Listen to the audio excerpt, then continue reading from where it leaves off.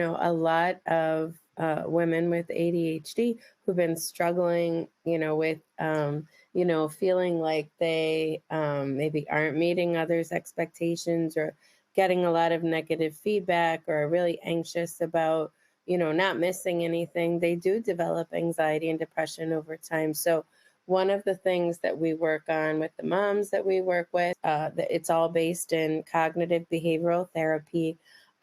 We try to work with their thoughts, feelings, and behaviors.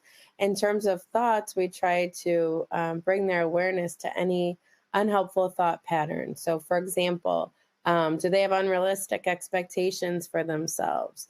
Are they discounting the many things that they're doing well or the things that they're accomplishing, and instead over focusing on what didn't go well or the things that they didn't finish or that they might have missed? Do they feel like they have to take everything on themselves? As I mentioned before, it's perfectly fine to say no to certain things, and to call in supports when it feels like it's too much. In terms of behaviors, we help them to really take a close look at how they're spending their time.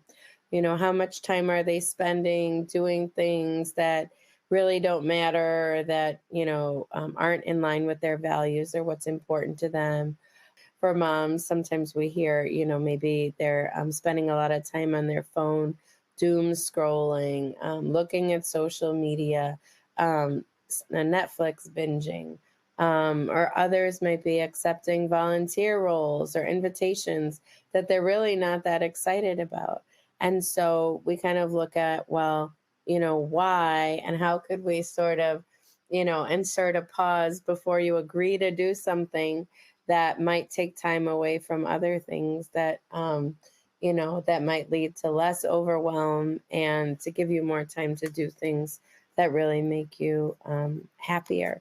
And so, that involves really looking at someone's values. So if religion is really important to them, figuring out a way that they can make time to go to church or synagogue or mosque or wherever they worship, or to pray, or if their health and wellness is important to them, how can we make sure that they get their steps in or get some exercise every day?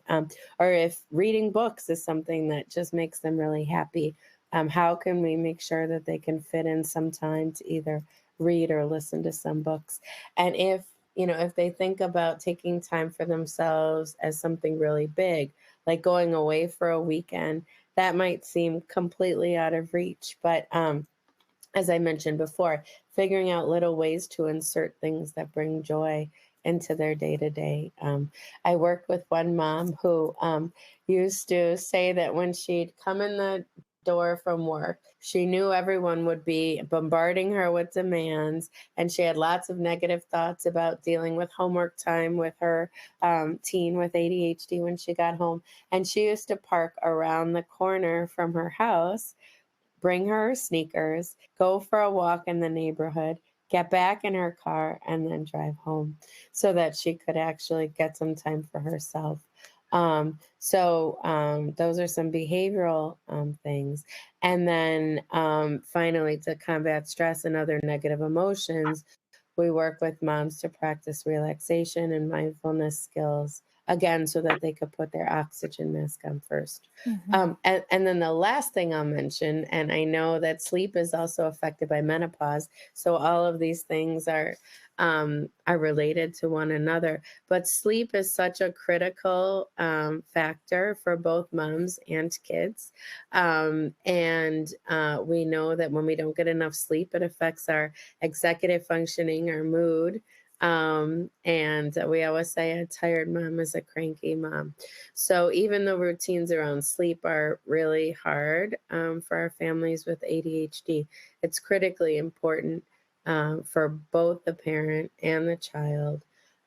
Even though there's still this pull, like there's still work to be done. Either I open my laptop after the kids go to bed, or that's the time when I can spend time with my partner, or that's a time I could actually read my book.